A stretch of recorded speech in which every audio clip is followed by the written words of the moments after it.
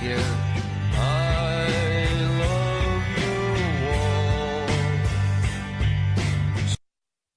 Hello and welcome to the Scannain Podcast, your weekly look at the world of film news, Irish International. I'm Darren, and I'm joined by Jay, Alex, and Ronan. So we're going to talk about what we normally talk about. We're going to talk about the new releases, the film news, and the top 10. But we're going to start with what we normally do. What have we watched this week? So, Alex, what have you watched this week? Sure. Last week I went along to something in the IFI that was called The Night of Ideas. And they were showing, on according to the French Embassy, I think, a film called 16 Sunrises, or in French, I think it's 16 Leveaux du Soleil. And it was actually really interesting. It followed a astronaut, a European Space Agency astronaut, a French guy called Thomas, sorry, I'm just looking it up in front of me here because he does have a strange name, Thomas Pesquet. So he takes off for his first mission, and it's really interesting because it sort of follows him on the ground in the preparations, and it sort of gets really intimate with him and his sort of like fellow astronauts and the crews and the dinners. But the director is very present. He's sort of offering commentary. He's asking questions. He's recording everything. And then when he goes to space, much like that bit in First Man, the film becomes a very different film because the subject is directing it himself. There's obviously no documentary crew allowed to go with him. So he's sort of given the camera and clearly being told to like record his own activities up there.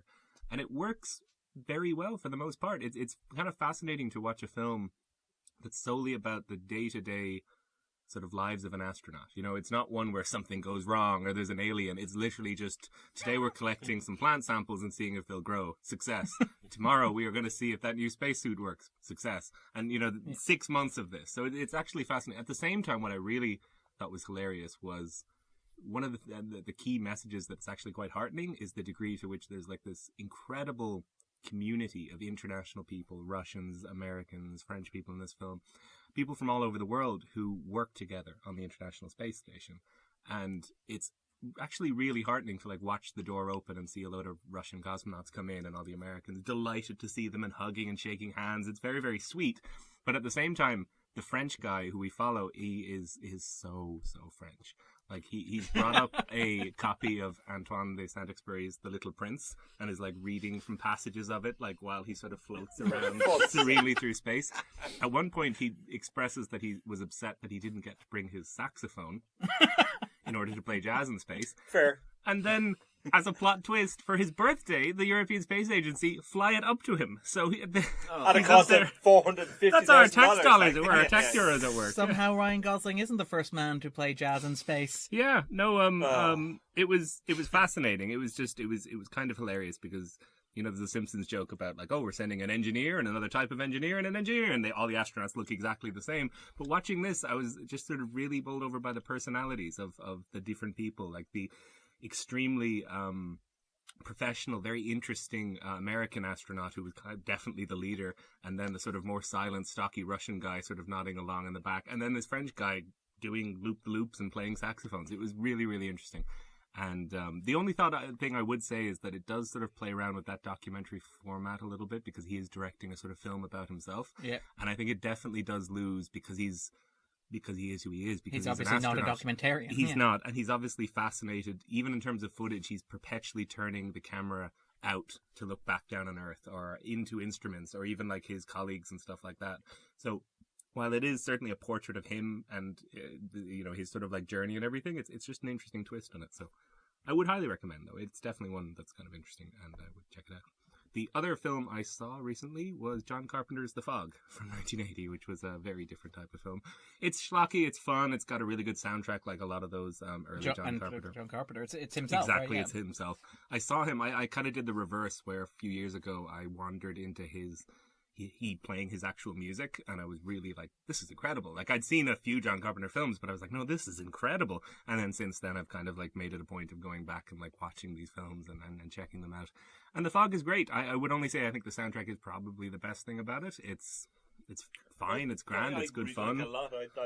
I like it a little more, I think, and I think it's probably because I've seen it a long time ago, and it had more of an effect on me. So when I go back to it, it's as a kind of nostalgic sort of, kind of thing. But I can totally get it. Like, it's not particularly scary or anything, but it's interesting. And yeah, it's atmosphere. The atmosphere, I was going to say, I know the fog atmosphere and everything, but I would say that it's a great atmospheric film. It's almost one of those things where like the monster is revealed. It's a little like, oh, yeah, all right, you know, and it's glowing kind of eyes. Exactly, and you're like, okay, all right.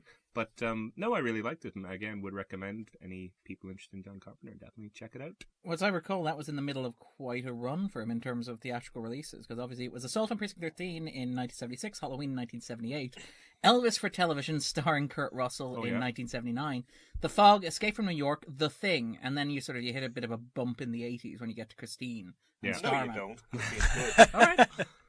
Leaping into the yeah. Maybe events. Starman's Well, interesting, no, I mean, that'd like, be I great, think but they're it both was a great interesting, but run. like, it's a Yeah. really great run up No, it until Through the Thing. Like, I would argue that's one of the great, director film runs. Is Elvis for television really good? I haven't even heard of that. I remember. No, it's not.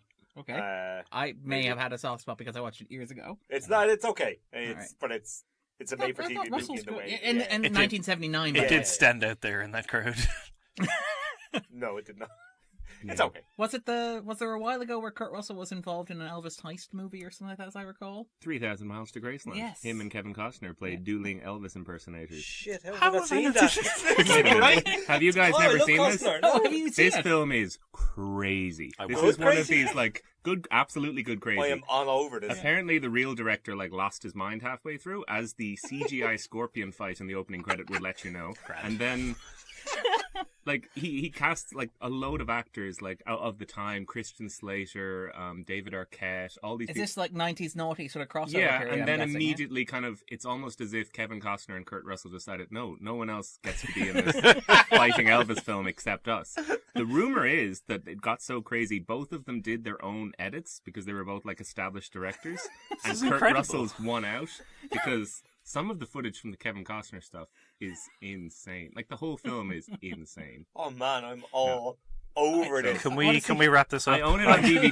If Plans. anyone wants to borrow it, and it's called. I will be talking about I this think next this week. may be a Scannain movie night coming Yeah, right yeah, up. yeah. Dueling Elvis movies with Kurt Russell and Wow, what a No, world! a movie about dueling Elvis impersonators. yeah, who starring what like more one of do you whom, want? one of whom is famous at least for So establishing they round himself. the whole. They round up a load of Elvis impersonators, rob a casino, and that's and the aftermath Holy of that. Yeah. shit! Sorry, I feel like we got a bit distracted. I'm out of here. Yeah. God, it's been fun. Wow, Yeah. work, Alex. Well, that's a pitch there. I think we're sold. That's this week's Gotti. Jay, what have you watched since last week? Nothing as fun as Gotti, alas. Or was it 3,000 miles to Graceland? 3,000 miles. 3,000. Just I don't want to get 5,000 miles by No, mistake. no, That's no. the Costner cut. That said, from the director of Waterworld. Yeah. Yikes. I'm gonna kick off with a Hang Sang So movie of a movie series that's starting. Ronan mentioned them. I think he's seen one, maybe two. No, I've seen a handful. I've seen maybe Oh, okay. 3 or 4 of them. At this point. I've seen the first one I watched, and the only one I've watched so far is Right Now, Wrong Then. Have you seen it? Don't think I have. No, Um, that was back 2015 or something. yes. Was it? Yeah, I haven't seen that one. This is really interesting. This is my first one of his films, and I watched it not really sure what to expect, except to read around that a lot of films tend to follow a relatively similar kind of vibe, as far as I can see. It's basically the story of a film director who turns up at a festival in somewhere in Korea, I can't remember the bloody city, but and he turns up a day early and kind of knocks around the city. He runs into someone and they have a kind of a day. She's an artist in the place, and they have a kind of day of knocking around. They go have sushi, and there's this kind of incredible scene in the kind of sushi bar where they get drunk and talk absolute kind of nonsense, and then kind of end up at a party and then kind of go their separate ways. But this film does really interestingly, and I wasn't 100% certain on it. There's a couple of things that really irked me in the first hour, and I was like, I don't know about this. But after an hour, it basically resets and does the same thing again. So it plays out kind of a separate narrative from slightly different perspectives, and it's about kind of the cynicism of being able to bear your soul and not being able to bear your soul. So you got a kind of perspective of somebody being honest as opposed to kind of making themselves out to be something they're not or better than they are. And the second part, because it has a kind of cumulative effect on the first part, works remarkably well, and I really ended up liking this a lot. The two leads are great, and there's two kind of sushi bar scenes because it kind of does it 2 times, and two of them are pretty great and really lovely, beautifully filmed at a certain angle that works really, really well. And apparently, a thing of people being drunk in films apparently appears a lot in this film, from what I gather. Yeah, absolutely. But I like this a lot. I surprised about 40 minutes in, I would have been amazed if you told me I was going to give this 4 stars. But then here we are. I liked it a lot, and the season is on Mubi at the moment. There's 3 or 4 films, and I'm hoping to catch at least 1 or 2 more before it slips away in that 30-day period. Yeah, I think especially if you like this one, like I can't speak to this one, I haven't seen it, but his films, in my experience, are very similar. The idea of the film resetting and re-going, that happens a lot in what I have seen.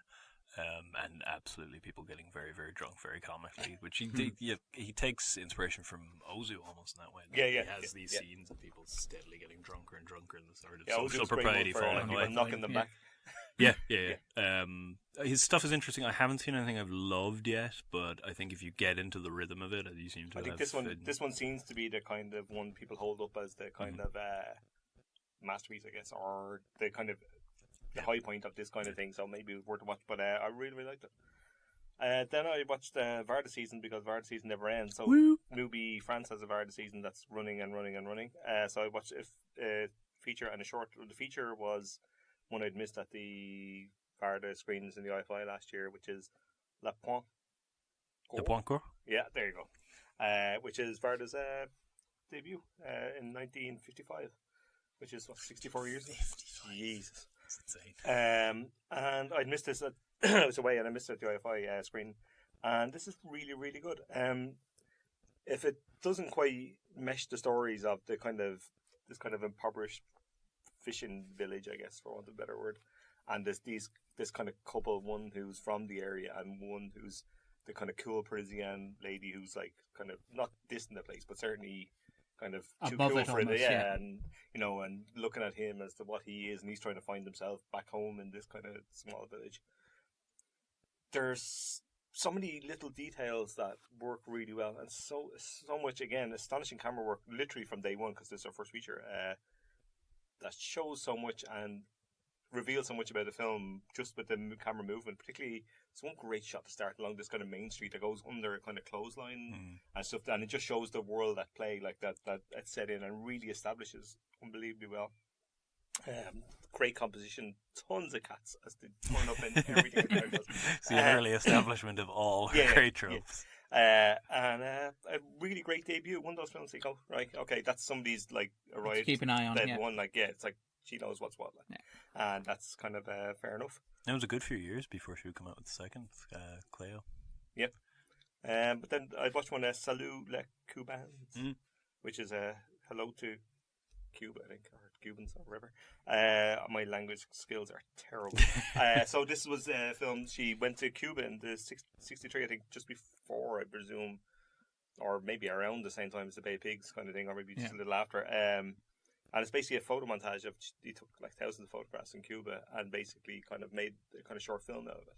And it's kind of remarkable. It's a kind of photo montage brought to life, and it's edited to the music and to the people, and then the photographs are kind of stitched together to kind of get people moving literally to the edit, which is really impressive, really smart, kind of sophisticated editing. This way I can describe you it. often get those kind of gorgeous quick cuts between the same photo again, so it's essentially like music. It's The music really informs the editing, and the people inform the music as the way these things go.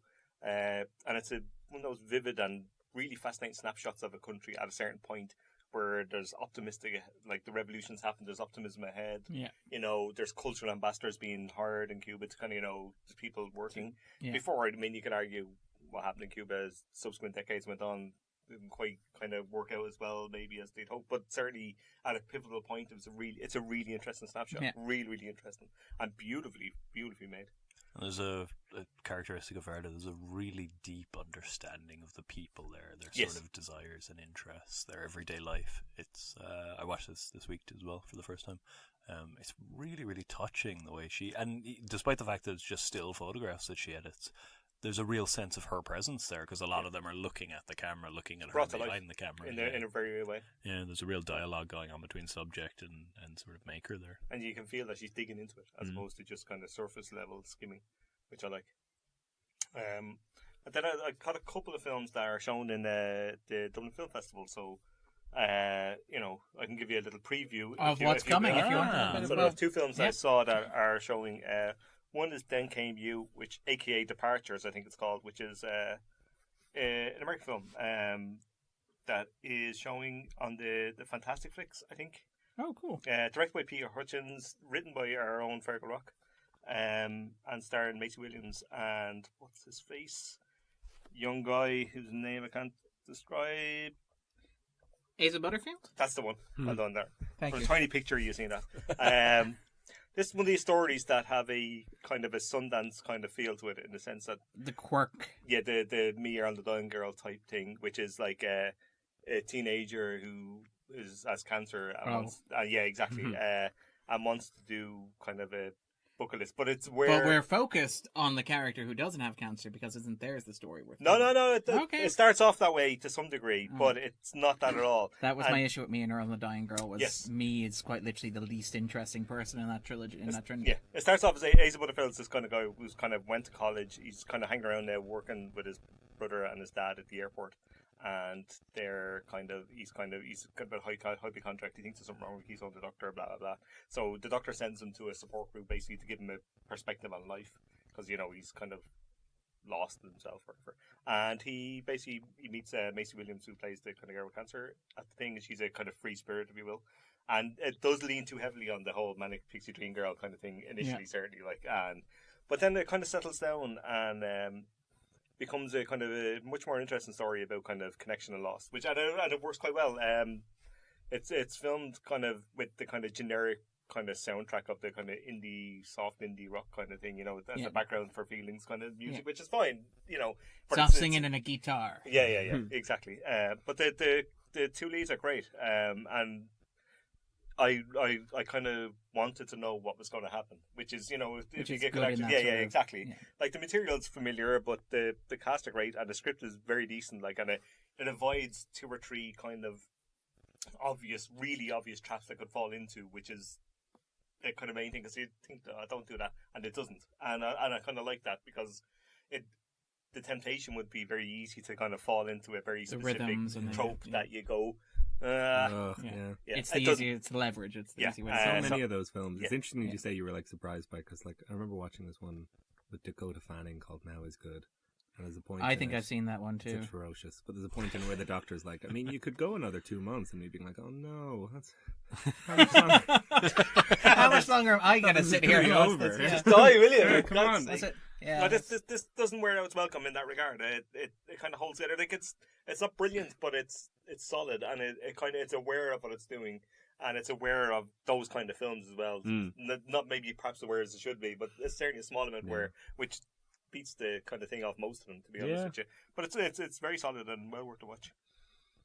And the other one I saw, which is Happy as Lazaro, which is showing on one of the Sundays of the festival. I think the second Sunday or the first Sunday, 24th. I think it's 24th of February. That'd be the first Sunday then. Yes, I don't know what day it is, but yes, directed by Alice Rohrwacher. Oscar Day as well. It is. Yeah. It is Oscar Day, yeah. And this is one that's been quite well received and quite well reviewed, I think, as a around the festival circuit. Yeah, since festival debut, it's kind of been a hot ticket. It is brilliant. I was stunned at how good it was. You were happy as I Lazarus. was. I'm aware of kind of. I don't want to say too much about it. Anyway, Adriano Tardiolo, who's the main guy, Lazaro, is this kind of in this kind of peasant village, I guess, kind of full of kind of sharecroppers, kind of doing it for the house, kind of pulling the tobacco and various different things from the fields. And he's this kind of innocent, naive, kind of always helpful, taken advantage of by the people that even work there. So it's kind of a layered effect of kind of somebody's taking advantage of somebody taking advantage of. And it plays out the first hour of this kind of issue around this kind of small village, and he gets to know the kind of the owners of the whole place's son, who is a bit of an idiot. And the idiot has this idea that he should probably fake a kidnapping, and he gets him to help him. And it's that kind of playful, kind of bit silly, bit sort of semi-twee kind of thing to it, right? But then about an hour in, it does something different, and I don't want to say too much except that it changes the film and turns into something much more remarkable and much more interesting, and gets at the whole idea of people and where they fit in the kind of social structure and social order things, and how that can change over time. And like the themes of the film are kind of writ large in the second half of it, and kind of hammered down from what you see in the first half. So what you see in the first half isn't necessarily what you think you see until you see how it actually played out. Yeah, I thought it was absolutely terrific. Loved it, and I would absolutely recommend going to see it in the cinema. It's really, really great. And I won't say much more about it. And last one, I'll just very quickly mention, I saw McCullen, I rewatched McCullen, which is the documentary about Don McCullen, who's the photographer and has an exhibition in London next February, between February and March, I think. Or February and May, I think. I think you've talked about this as one of your favourite documentaries. It's a great documentary. It's a documentary. Don McCullen's a war photographer and spent like years at, like, he covered Vietnam, and he was in Lebanon around the whole kind of early 80s when stuff was happening. He was in Africa and Congo and stuff like that, and he saw more death essentially and murders and everything than anybody had. And that's like, he's basically talking over footage of the various conflicts that he's witnessed. But what really sets it apart as a documentary is the footage is incredible and extremely harrowing, but it's judicially placed and really well used. And B, he constantly criticizes himself and constantly questions his own role in watching somebody die, and whether his job, such as it is, means anything or meant anything in any real way. Like whether he actually genuinely doesn't think that it was any point to it. And it's really interesting about how he gets at his own kind of legacy, I guess, and kind of his own role, and not necessarily complicit, but certainly worried about the idea that, what are you in a place such as that? And it's incredible. It's from 2012 and really, really worth watching again. Like, it's the second time I've seen it. I saw it in the cinema when it came out, and it's absolutely remarkable. Really, really great documentary. But yeah, that's me. And Ronan, what have you watched since the last we talked? Dangerous question. It's been a while since we talked. Couple of things. So Mustang. I'm waiting for Green Book. No. Keep waiting. But maybe. Mustang is a Turkish film. It's a story of a couple of sisters all living in a house together under sort of very strict social religious control. They sort of run around the village playing with the local boys, and their uncle, their parents are dead, their uncle is absolutely outraged and locks them in the house, doesn't let them out until they're all married off one by one. It's this really touching drama that is pretty consistently told through comedy. It reminded me a lot of Jafar Panahi's Offside, the Iranian film, in that it sort of refuses to be glum about this sort of thing as much as it is kind of quite harrowing and depressing at times. It lives through the vivacity of its characters. And a great cast. Yeah, it's really, really tremendous. It's very, very funny. And they're so vibrant the way they interact. It's really amusing. It's very, very enjoyable watch, which just the kind of the relationships built up through that makes it all the more impactful when you see these people sort of slowly married off and put into lives that they don't necessarily want. It's got this really great scene it builds to when one of them locks herself in the house and won't let anyone else in. There's this extraordinary rage from her male relatives as they try to break in, and her sort of jubilant sense of, well, this is the only freedom I'll ever have, so I'm going to really enjoy this. And it's quite funny even as she's locked in there and people are smashing windows around her. It's really, really terrific. Well worth seeking out. Then Belladonna of Sadness, which is a absolutely mad Japanese animation from the 70s. Extreme psychedelia. It's the kind of thing you're sort of watching. You're like, my God, this would be mad if you were on drugs. And then about 10 minutes later, you feel like you are, because it's so strange. It is so utterly strange. It would be great if it was about an hour long. It goes on for about 2 hours. Oy. And most of the scenes, they go for this sort of vivid throbbing, the music turned up to 11, and a lot of pulsating scenes of women's curves. It sort of stakes itself as this feminist take on a Japanese medieval folktale, but it doesn't really hold up to scrutiny because it's really obsessed with what women look like with their clothes off. It has got a really interesting animation style in that it's the sort of narrative scrolls you get typically in Japanese art, where you sort of you pan right to left across a scroll to tell the story. They replicate that in the animation style, and it's really, really fascinating. I haven't seen many films that do that, so it's from an animation perspective, I really loved it. Narratively and sort of some of its politics, not as much, but kind of fascinating. Then ahead of the release of Capernaum in a couple of weeks, the Lebanese nominee for Best Foreign Language Film this year, I watched Nadine Labaki's Caramel, her film from a couple of years ago. Never seen it. It's one of a couple of years ago, the Abu Dhabi Film Festival 2014, I think, commissioned a list of 100 best Arab films, and 6 films directed by women made it onto the list, which doesn't sound great, but it's more than the latest Sight and Sound poll. Yeah. Or the AFI, rather. Probably both. It is BFI as a 2, I think. BFI as 2. The last 2012. Wow. That's extraordinary. Puts it somewhere on the par of Oscar nominees for Best Director, right? Yeah. Nadine Labaki, both of her films at that point made it onto the Abu Dhabi list. I still haven't seen the other one, but Caramel was brilliant. I loved it. It's this sort of chaotic narrative set among 4 employees of a beauty salon in Beirut, and it's really. I watched it with a Lebanese friend, and it's really sort of intimately engaged with the locality. I was told through hoots of laughter. I was like, "What's the cultural context of this? I don't get that. Why is that as funny as you're laughing?" There's like all sorts of blackouts and the sort of police checks. It's even away from the cultural context. I missed a lot of gags. It's hilariously funny. Labaki herself acts in it, and it's all 4 women. They have really small scale drama going on in their life, but it's sort of blown up to the most, the grandest drama the movies can bring you, which is what's kind of revolutionary about it. It brings, it shines a light on characters who essentially haven't had it before. It's really, really nice.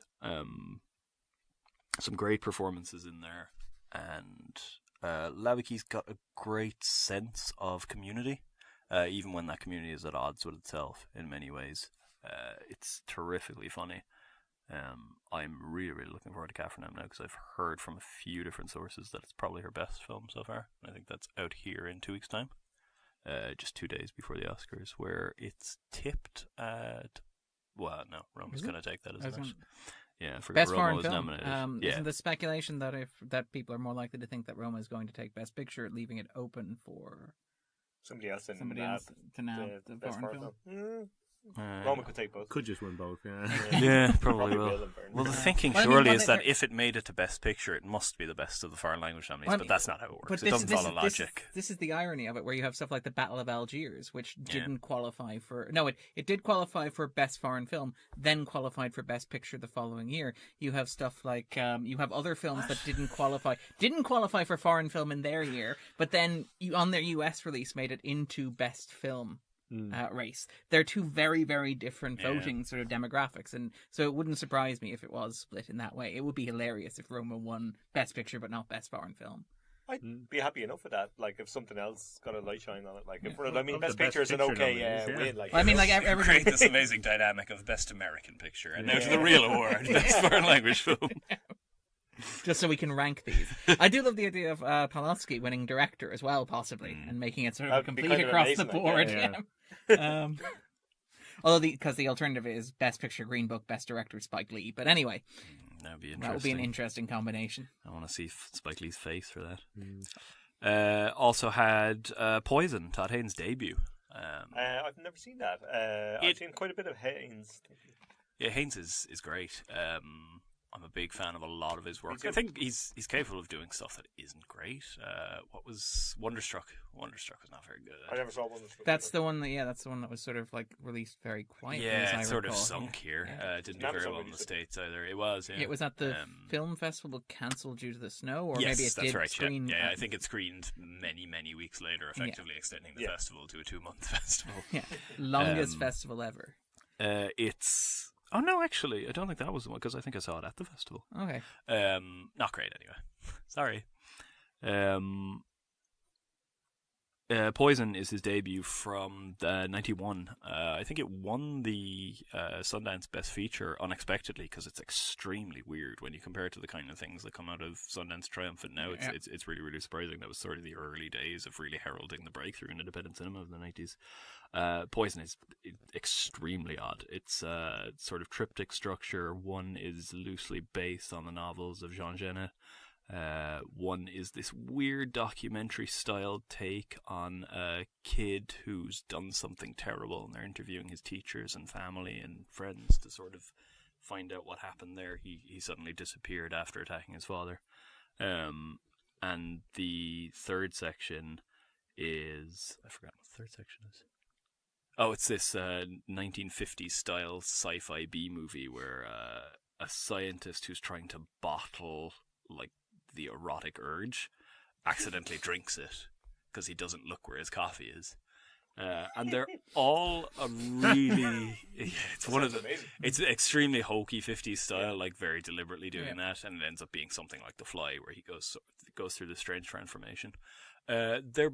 Most of them are really, really effective. The sort of gay prison romance based on Jean Genet novels is a little too derivative. It doesn't really have much cinematic forebears to base on, so it doesn't work as well as the other two, both of which sort of play very well on the kind of things that they're lampooning. Haynes has a really great sense of humor here. I think especially the 50s section is just very, very funny. It's extremely over the top. They require a lot of work from the viewer, I think, to bring them together. They're saying something really interesting about the sort of demonization, eventually the self-demonization of sexual and social otherness.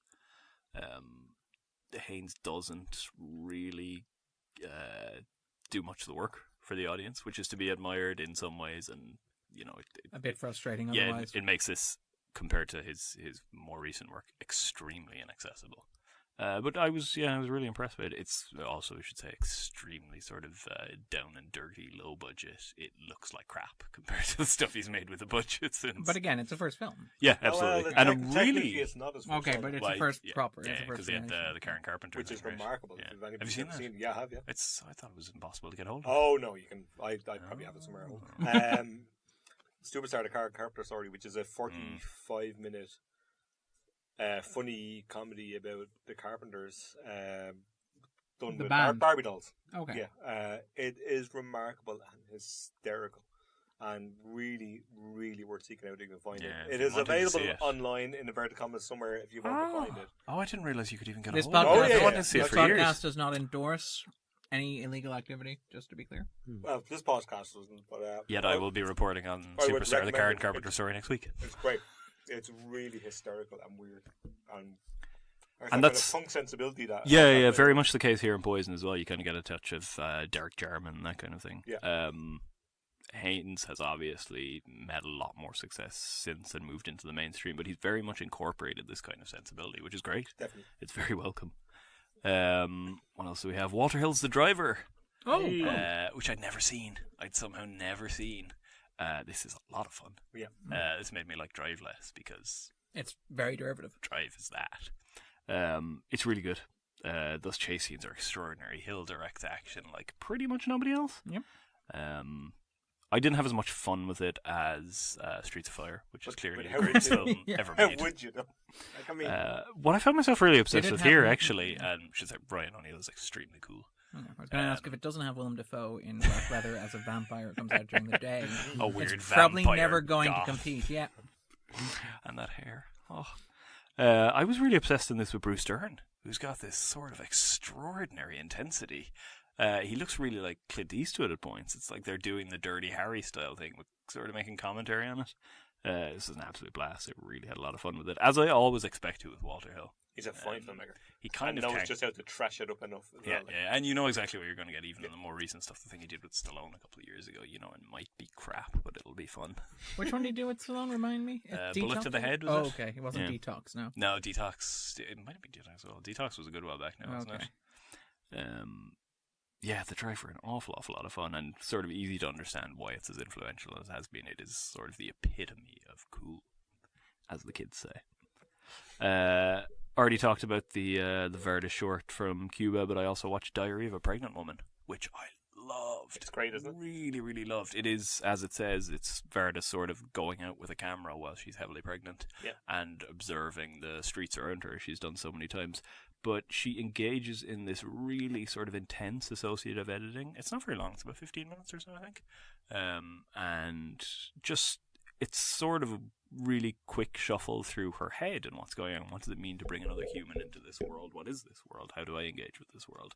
Is it right? Is it wrong? And then it gets really weird and starts going to all these images of like chickens being born. It's quite violent and graphic and strange. Loved it. Absolutely loved it. So very much my wheelhouse. It's such a body horror and everything. Yeah, there really is, and which is I think entirely appropriate for the idea of a little tiny human growing inside you. She really engages with all aspects of it. It's extremely charming. She's really getting involved with her community and saying like, I'm going to bring a human into this place. Who are these people? and just relating her own fears, her own hopes. It's extremely personal. I absolutely adored it. New release then, which I cannot imagine is in the top 10, is Burning. No, Burning did not make the top 10. What a shame. I like Burning a lot. Which is interesting because there was a point where I thought I wouldn't. I've talked to a lot of people like that who say basically around the midpoint. Yeah. Which is interesting because I watched it myself and I had a similar experience where I was like about It halfway lost you through. at the midpoint. Half point I was like, I'm really not feeling this. And the second half gets very good. Yeah. But Yeah. I seem to have that thing that other people are like, yeah, but the second half is good. And I'm like, yeah, but the first half is not great. It's really strange. That's one of the weird things about the conversation about this. Because the second half is amazing. Yeah, the second half is But I absolutely can't get tremendous. over the first the first act, I was quite with it because I like the way it's establishing itself. It's got a Yeah. very slow, deliberate pace. It worked for me a lot. And then it sort of lost me a bit. There's a shot that's going to be much talked about and is the backdrop for at least one of the posters I've seen internationally of sort of a dusk dance, you could call it. A character under the influence of drugs gets up and starts dancing as is absolutely gorgeously shot. Sunset is going on around her. And it was that kind of thing where I was just like, oh, this is just nonsense Malick style twirling. There's nothing wrong with that. There is in many cases. But it absolutely won me back, and won me back so much that I sort of recontextualized what I had seen. Yeah. And I think that sounds like it's sort of after the fact defense, but I think it's sort of playing around with perception and the idea of sort of subjective realities. Where it gets to in the end is really astonishing, what it has to say about the mentality of people, especially angry young men in the modern world. And class. And it's and really age centered and on the sex and idea stuff of like class. There's some really funny jibes at that, like, fucking South Korea is full of people like this guy. Mm-hmm. It's got some really interesting shots as well, like right at the border of North Korea. And it captures, like, it's a lot less glamorous than much of the South Korean cinema we get. I was very, very taken with it, and it doesn't feel its length at all, to me at least. It's 2.5 hours long, but it breezes through. I'm hoping to catch it this week, actually. It's opening at the Lighthouse after a pretty successful week in the IFI, and it's one of these things I Showing hope City World as well. Is it? Yep. Oh wow. It did very well, Ken. and it's done very well among reviewers over Yeah, here. yeah. Everyone I talk about is Yeah, our colleagues in the state ranked it very, very high. I kind of hope it has maybe a 4 to 5 week run because I'd like to let it sit and bubble a little and then revisit it. I like this a lot though. You can let it simmer. Gonna let it simmer. All right. What else we I have? enjoy a heated discussion as much as anybody. Stop it. Came around to one of those things that people are always looking at me flabbergasted, like, how have you not seen this? The Sound of Music. Which is grand. It's grand. Fine. It's grand. It's grand. It's not amazing. It's not. It's fine. It's pretty great. It's really good and fun, and I enjoyed it. And what is your but problem? It's no one's. That's I know, grand, I know. but it's it's not going to trouble my top 100 films ever made. Well, yeah, but Might not trouble my top 1,000 films ever made. Okay, fine, that and me. Yeah, No, that's a different argument. That sounds harsh. Yeah. I mean, yeah. it's you a watch lot of fun. 300 films a year, and you have lived, I'm going to guess, about 25 years. Yeah, Darren, you flatter me. I know. I mean, it's a law of averages. 1 year he watched 1,100. No, fair, absolutely. It is not damning at all. Say it's not in the best 1,000 films I've seen. This film is not the best film I have ever seen. Therefore, it's grand. Julie Andrews is utterly charismatic as always. It's really a sign of how much cultural cachet the film has built up that every single one of the songs I knew already. Literally every single one. There wasn't one that I didn't know the words to, which is mad. And it's really enjoyable. I liked it a lot. I really wish I'd caught it at the IFI when they showed it in 70mm last year. And it was the closing film of the Dublin Film Festival a couple of years ago as well. Oh. Why? Ironically, She was Julie over, wasn't Andrews she? was Yeah. over, but she wasn't present for the screening, Oh, which for was a heaven's really sake. She was just doing shopping. That's a very surreal choice there. You dialed have in to say. from a hotel It's room like, there. well, we're going to base this sort of closing film around you. Could you show up? I already did the interview in the morning. I'm busy. No. Yeah. Want to take some pictures with the Spire? Is that what you call it? It was a lot of fun, and I understand why people like it a lot, but given its length, I won't be watching it again quickly. I'm sorry. You don't have to apologize. You're just wrong, but you don't have to apologize. Oh, what do I you get do? You love this one? I like the Sound of Music a lot. I do too. It was a good I've bit always of fun. caught it in dribs and drabs. I've never watched it. I've all the watched way it. through. It's one of those films that I relatively enjoy, but have no desire to ever really see again. Like, it's not one I'll catch up every year. Like, you know, it's like, oh, there's that music. Oh no, like I mean, like again, it's a 2.5, 3 hour film. It's like one of them does you for a good decade. You know, which is good. It's nice to have that. I will say it was absolutely lovely when the intermission came up and literally lasted for 5 minutes watching it home. I went and made a cup of tea. It was great. Yeah, I love those. I need more of those in my life. There's The a pause rumor that button, the you know. stupid new Avengers film is going to have an intermission in the middle of it. 3 hours long. Good old-fashioned intermission. And just two other things really quickly. Traffic, the Jack Tati film. A couple of weeks back I was watching a few of his others. There's a movie season which is ongoing, and I think there's one film left in it. I'm really annoyed that I missed rewatching the two that I had already seen, which are Mon Oncle and Playtime, both of which I absolutely adored. Traffic has a reputation of sort of being a step down for him, and I can totally understand why. It's got the same sort of massive sweep, broad canvas as Playtime, but it doesn't feel as engaged with the sort of social critique. I think it's pretty hard to compare anything to Playtime. It's one of the great screen comedies of all time for my money, and for a lot of people's money. This is still a lot of fun, though. It's, you know, these Monsieur Hello films are extremely sketchy on narrative. They don't have much going on. He's in this one, he's just an auto designer who is bringing his new camper van car to a show in the Netherlands and keeps having crashes and breakdowns and stuff. So there's a lot of, you know, it might as well be a silent film, although it works with this weird dialect of Franglais that's and a lot of Dutch put in there too. So sort of it's like watching The Sims. The lingual babble is really funny too. But it might as well be a silent film with a lot of visual comedy. It is lesser than pretty much any of the other Tati films I've seen, but still very worth watching. And you can see the influence, I think, especially in this one, to people like Roy Andersson today. That sort of huge stage comedy. It's great. And last one, I love this title. An early Wim Wenders film, The Goalie's Anxiety at the Penalty Kick.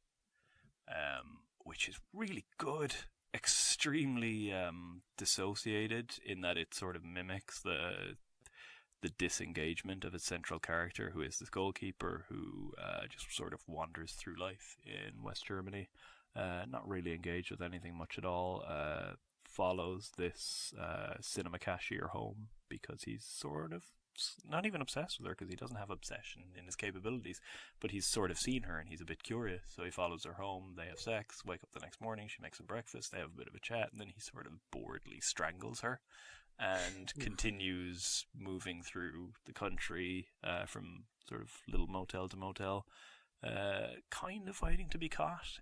It's really interesting, very much a road movie in the way that Wenders sort of later American films would take to a whole new audience.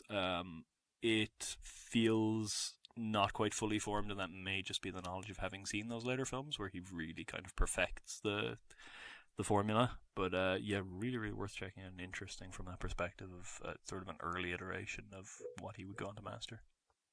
All right.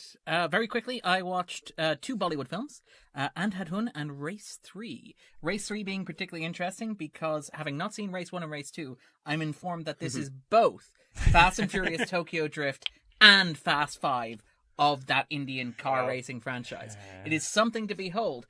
Salman Khan, who is a big Bollywood star, fresh off Tube Light, which is a movie that was a box office and critical failure that has been described to me as imagine Sylvester Stallone in Forrest Gump. He decides to come back, reinvent his image, so he latches onto this franchise, fires the director, brings in Remo de Souza, who is best known as a choreographer, who he can apparently direct like a puppet, to the point where he fired him from Race 4 after he came out and said, we did have some creative differences on Race 3. Race 3 is... anymore. Yeah, problem solved. Race 3 is a genuinely mind-boggling experience. The point where there's very little car racing in it, in the same way as Fast 5. It's nominally a heist movie about a criminal family, which is really distracting because it feels like the writers got the memo. The movie's called Race. It's got to be about race, but we also want to be about a heist. So the theme music that blares roughly once every 5 minutes is like, they're going back to the race. But there's never a race on. There's a moment where, like, repeatedly characters use metaphors where they're like, life sometimes is like a race. And it's like, dude, I see what you're trying to do there. The intermission shot is Salman Khan, this big Bollywood Sylvester Stallone type, standing in front of a racetrack with his back to the racetrack as the cars come around, saying, there are 2 horses in this race, as he puts on his sunglasses and slicks back his hair. Now, that said, it is kind of incredible. The opening 30 minutes are 3 consecutive action sequences that are unlike anything I have ever seen. One of them involves Anil Kapoor as a man who coats literally everything he has with gelatin in case he needs to make it explode at a later date. Over the course of the film, he detonates a pen, a ceremonial revolver, and a priceless sports car. Nobody's going to expect that to explode, though. That's good tactics. I know. It's a really good tactic. One imagines, though, you don't want to get the number wrong in your phone when you're driving that car. Second action sequence. And again, this is a movie that involves, like, the most amazing and innovative use of sunroofs that I've ever seen in an action film. Is Anil Kapoor this, like... And again, the opening scene is like a James Bond introduction. It's like you're watching this character and you're watching him get into a situation that's dangerous and get out of a situation that's dangerous. That shows how innovative he is. By the way, spoiler, he's coated everything with gelatin. But the key thing is that the movie's sense of morality is so warped. It's like watching a James Bond introduction where Bond is a Bond villain. Like, the primary character of this film is an arms dealer who manufactures illegal arms and sells them on the street. And his business rival, who you're apparently rooting against, is another arms dealer who manufactures illegal guns and sells them on the streets. But he also sells drugs. In fact, there's a pivotal point where one of the characters in this gun cartel is revealed as evil. And he does so by immediately saying, oh yes, we've already talked internationally about selling, you know, the drugs, cocaine, meow meow, MDMA, heroin. And it's like, it's I have no idea, but it's like this really great, you know, the character is evil now because he's selling drugs. So like, it's a really kick-ass Bond introduction, except with the low angle Michael Bay slow motion shot of the Bond villain getting out of the helicopter.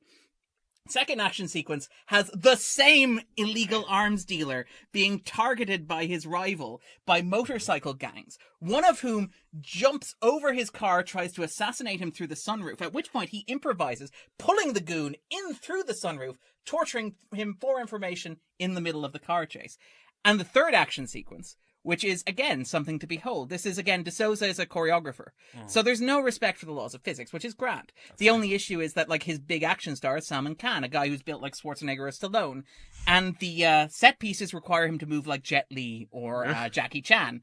But it's astounding because, again, you've got that weird moral vacuum where you're like, which gang of, like, gun manufacturers am I rooting for? There's a moment where they crash the bad guy's warehouse. The bad guy's long disappeared. There's just an army of goons there who appear. And all the named characters proceed to brutally slaughter them. There's a moment where the hero of the piece, Salman Khan, basically sort of like, he has a gun, the guy coming at him has his fists. So you think, oh, he's gonna do the honorable thing. Puts the gun away, fist fight, boom, boom, boom, tosses the guy through the window, right? That's like, oh, okay, this is a standard action beat. Then takes out the gun carefully from behind his back, leans most casually through the window, like crossing his arms, and double taps the guy, and then goes back to the action sequence. It's amazing because it's Bollywood engaging with, like, Western cinema in a way. It's obviously the Fast and Furious films, but like, there's Salman Khan enters not one but 2 separate scenes dressed as a flying squirrel because the director clearly watched The Dark Knight. There's a moment where he escapes a truck by driving a truck over a cliff, jumping out the sunroof, by the way, sunroof again, as a flying squirrel, and floats into Calcutta. It's absolutely astounding. There's an upside down kiss in the style of Spider-Man, for example. You know, there's all these sorts of weird moments that are just clearly taken from, well, I'll take that, I'll take that, I'll take that. And it's fascinating to behold. The only issue is, and again, this is something you only say about Bollywood films, it's about 90 minutes too long. If you were to take all the absurd action sequences and just truncate them down, it would work relatively well. It also doesn't know how to be the movie that it's trying to be. It's too conventionally Bollywood. There is, for example, a sequence where they have to steal something from inside a vault because it's a Fast and Furious film, right?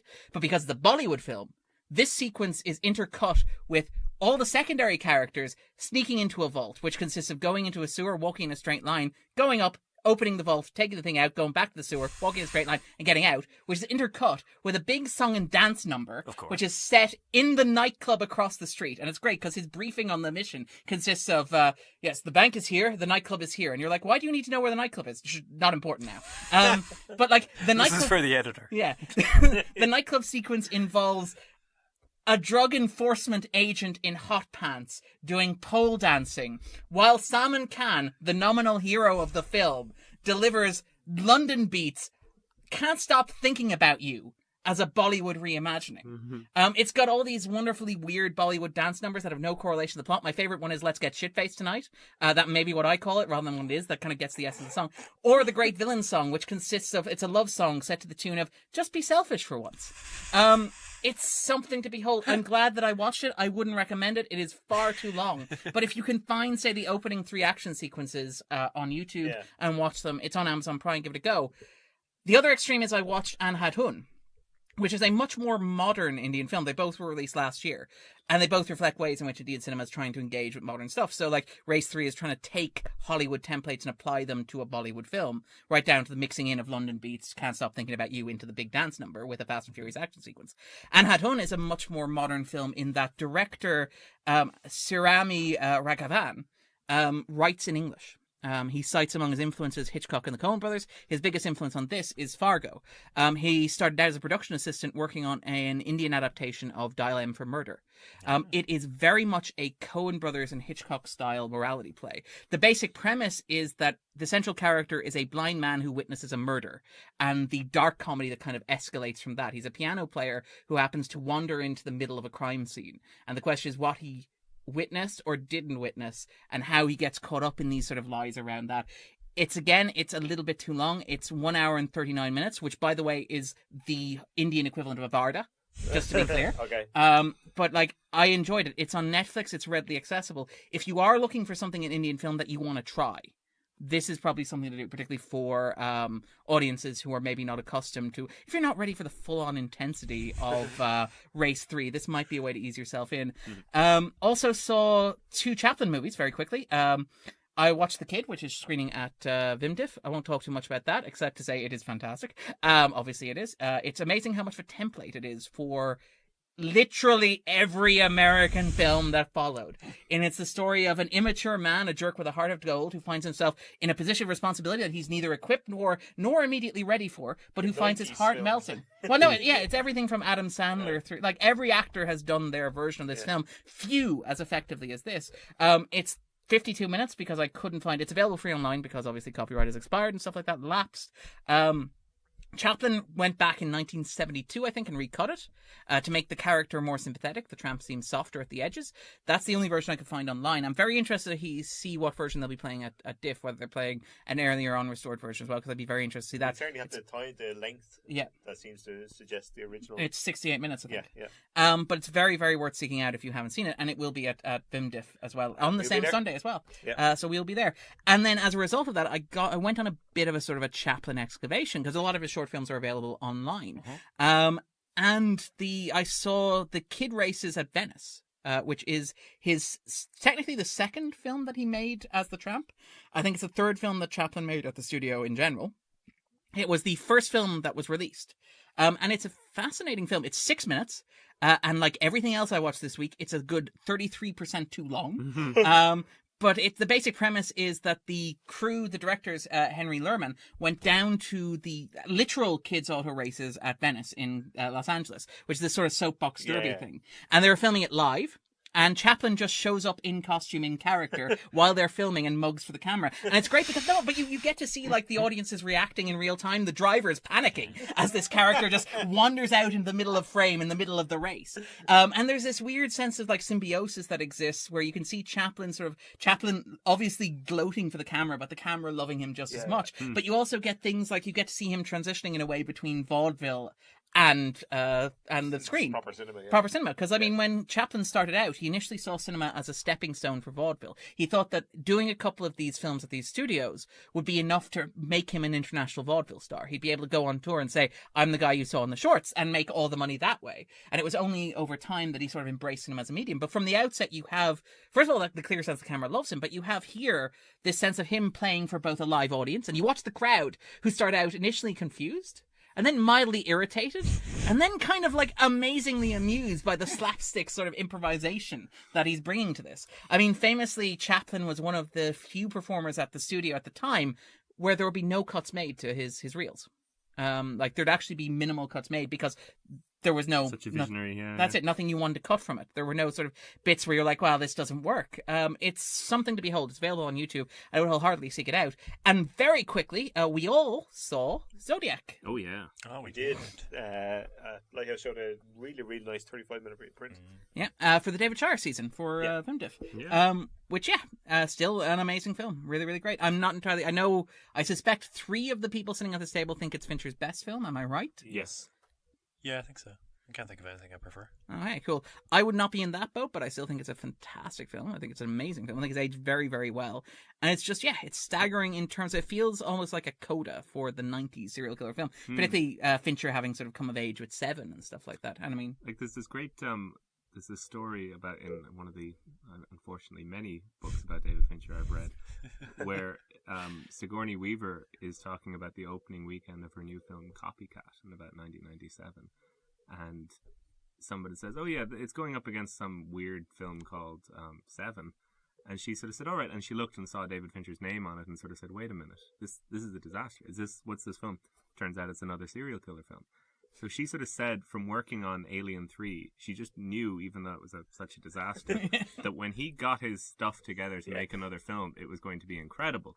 And she sort of said, we need to, like, pick another weekend. And they're like, what are you talking about? Like, this is Brad Pitt and Morgan Freeman. We got Holly Hunter. We're much better. And that kind of strikes, because I think him returning then to a serial killer film, that sort of feels the same for me. When I was sort of heard that he was doing this, particularly after Panic Room and a few others, I remember thinking, like, this has got the potential to be really, really good. And I think that's why I think it's his best film. It's sort of something that he's played with before and certainly made a big defining film of that era, but then has sort of gone back and repurposed it. Yeah. And played with things like twists and justice and all these like ideas that we have from other things and done them in a really interesting way in Zodiac. With no serial killer involved in actual terms. Exactly. Which I really liked. Yeah.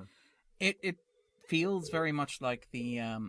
It feels very much almost like a sort of an Unforgiven to the Western sort of approach to the serial killer genre, in that it takes a lot of the problems that exist, or a lot of the structural elements that are taken for granted in it. For example, the focus, first of all, on the serial killer as the most interesting character in the serial killer narrative, which he tends to be if you look at the 90s films, even if you go back to like Silence of the Lambs, where there are 2 serial killers and they're both really compelling to look at and we focus on. Or like Chris Carter's Millennium, where it's like a different serial killer every week and they're all bald, middle-aged white men. That sort of thing.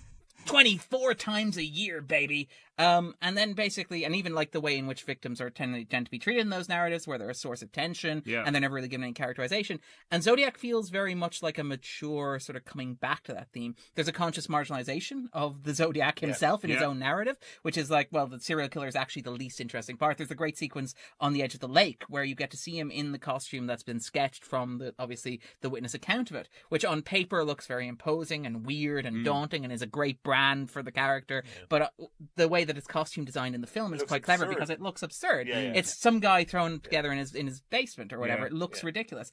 But even the way in which the film pays attention to all of its characters, it spends more time with the victims in almost every single case. I think each of the victims probably on their own has more time than the Zodiac gets overall as a character. And it's sort of larger discussion about why these things interest us, and particularly the way the intersection that it has with celebrity. In the way that people like Avery, famous, suggest that, I could head up the Zodiac Commission. I mean, I am an expert, right? Or, even... the obsessional nature we have. But even like Mark Ruffalo writing his fan letters to his own fictional counterparts. But like particularly the idea as well that you need some sort of like clarity, and I think everyone, that's something that's very basic in human nature, that you kind of want to know who this was. Like there was a great tagline that the marketing department came up for this film that said something like, there's more than one ways to lose your life to a killer. And the idea that you have these 3 characters at the center of it who all like lose, essentially, in a very fundamental way. The film is about them not quite winning and not quite outsmarting this particular guy. Yeah. But it's the journey, it's the way the film follows them. Even the way the film brings you in on suspecting a certain character and then completely goes the other way to the point where you start thinking, oh yeah, it's got to be someone else, and then zigzags right the way back, and you're there the whole time with them. It's done masterfully. Yeah, it is an astonishing piece of work, and actually watching it again, it kind of reminded me a bit of like fandom and stuff like that. Yeah. And the weird obsessional nature of the way that we think about things. The absolute necessity to know absolutely everything about everyone and the minutiae of it. Like, Or what about like this? Look at this again. How about this piece over here? There's a great line in it actually when Robert Graceland's wife sort of says to him, when he's sort of saying, oh, this new Zodiac development, she's like, nobody has more Zodiac stuff than you. Like, you need to write this book. And that's like a moment for him realizing, like, as someone who was on the side for a lot of it, no, I'm the guy who needs to start chasing. I think it all kind of crystallizes when he goes to visit, I think it's Darla in prison, isn't it? Yeah. And he's like, say it, the name. He keeps he wants her to say the name. And then she's like, she says something like, oh, you have that look. Yeah. It's like, what? It's like, it's that absolute poisoning of obsession, like, that just ruins and curdles everything around you. Like. And that's such a good thing for David Fincher, like, and his work in particular to sort of focus on. I mean, everyone talks about exacting methods. You can read hilarious interviews with Robert Downey Jr. where he's asked if he'll ever work with David Fincher again, and he says no. And that all, like, plays into, I think, this film. I think a big fan of Fincher. Some of his films not so good, but I think this one is that, like, perfect distillation of exactly his everything approach. that makes Fincher. Yeah. All right, then, let's move on to talk about the week in film news. Big news this week, and we very rarely toot our own horn on this podcast, perhaps not as much as we should, or at least Niall, who works at the website. But he's put together a fascinating article, basically looking at the International Union of Cinemas, their round of cinema attendance and box office receipts for the last year across Europe, which is fascinating reading at a number of sort of levels. Irish people, it turns out, still love going to the cinema. We have always, I think we topped the last couple of years as well, we are per capita the people with the highest rate of cinema attendance in Europe. On average, the average Irish person has seen 3.2 films in the cinema every year, which is slightly above France. 3.3. And that's bad. Let's see that a week. Just ahead of France at 3.2. Yeah, I know. Yeah, you're carrying I know. I'm joking. We are really lifting the average. You're up really here. lifting the average. But it's astounding in terms of, like, the numbers are down slightly in both Ireland and across the EU, but we're still doing relatively well, and it's still, like, I think the actual earnings are the same as they were at the box office. They're 8 billion euros so far, and totals at over 1.3 billion admission, 1.25 billion admissions at the box office, which is remarkable. Growing markets in apparently Poland and Romania, I believe. Massive in Romania. And particularly increasing year on year as well. Not especially difficult for Romania to increase massively because it has historically had very few cinema screens, so it's sort of open a few. All you need to do is just open a cinema. But no, the Romanian cinema culture has been growing for a few years. I mean, you go to the Transylvanian Film Festival, like. You need, and they have some very nice cinemas, so good to know they're opening some nice new ones. One of the more interesting sort of lenses through which sort of Niall has sort of mentioned this is the idea that despite the fact that we are one of the most frequently attending cinema audiences in the world, we actually don't really support our local industry that much. 2% of the total earned at the Irish box office is what goes on Irish films. 2018, and down from 2.4, I think, in 2017. Yeah, and 1.2% of that is Black 47 alone. Which 47 made up an extraordinary amount. It was, wonderful success. But it is slightly worrying that a year where we had more Irish films than before saw less Irish film attendance than before. I think there's a lot of reasons for that, though. I mean, there's a lot. We don't distribute and market in the way that because unfortunately, because we're an English language market. Yeah, we're competing against Hollywood and Americans. Like, we're not art house in the way. If we are Irish language, we'd be art house or whatever. It's a different market. Like, well, I mean, to be fair, to trick yourself. It is worth noting that only 7 territories in the sort of entire survey had national films at the top of their most seen films. So Denmark, Lithuania, Luxembourg, Poland, Russia, Serbia, and Turkey had a top film from the local region. So it's not that France, unusual. really? I would have always thought that they would have been up there with their... They're sort of, I don't know what France's number 1 was, actually. It is worth noting that Bohemian Rhapsody took the top spot in 8 territories. Oh, wow. Yeah. Oh, God. But Great. US That's good US news, isn't films it? have the top spot in 27 of 37 But countries that's surveyed, not shocking. which is That's not not at at all. all surprising. Yeah. But yeah, so it's quite. That's an interesting sort of survey and statistics, and very worth checking out. Niall's done Yeah, excellent it's work great. on It's that. a great report. Yeah. Good in- to know that we're continuing to be at the very top there. Let's keep it up in 2019. Woo! Go team! Go team! Stevie. Ronan will be seeing Green Book next week to do his part for the effort. In terms of Irish films abroad, well, in terms of films abroad in general, the European film market is open for business this week.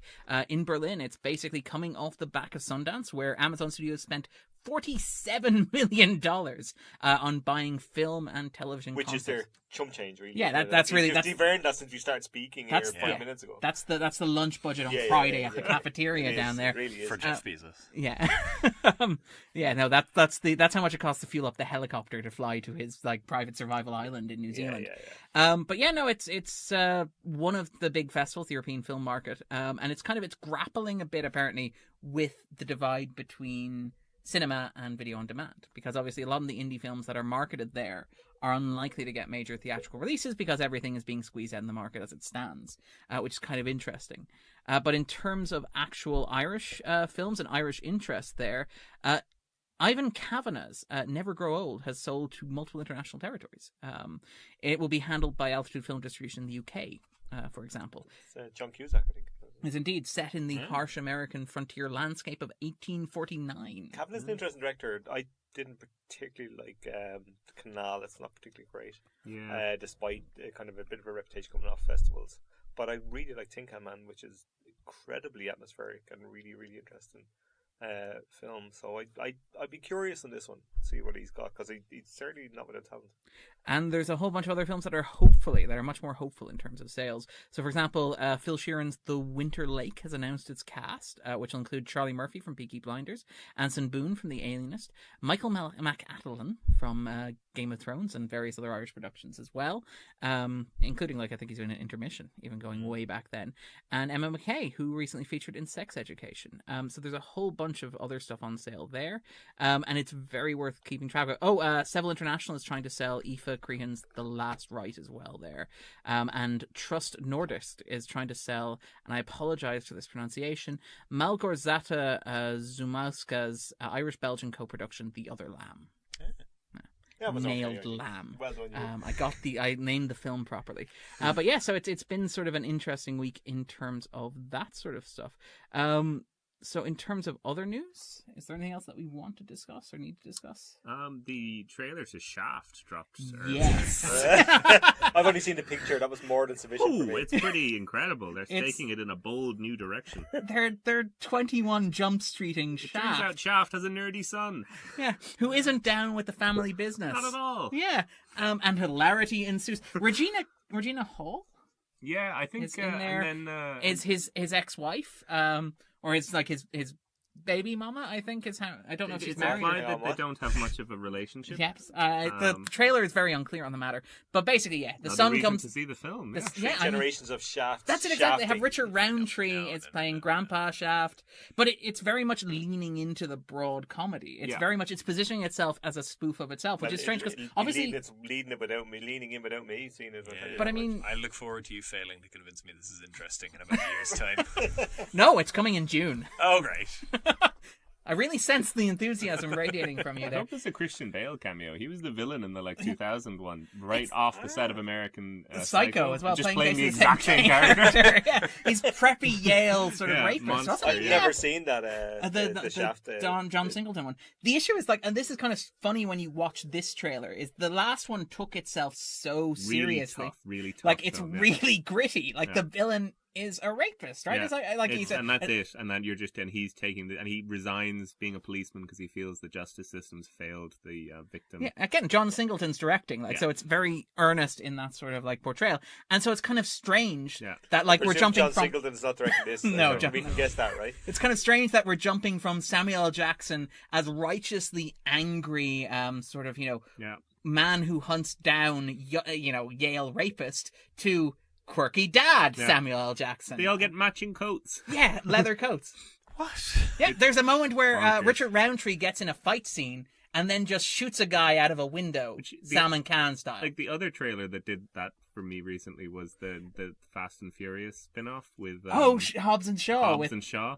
Like there's a bit in the other guys that Adam McKay directed where like the opening scenes are Samuel L. Jackson and The Rock like being ridiculous cops together, and they become so arrogant that they jump off a building and say like aim for the bushes and just end up splattered on the sidewalk.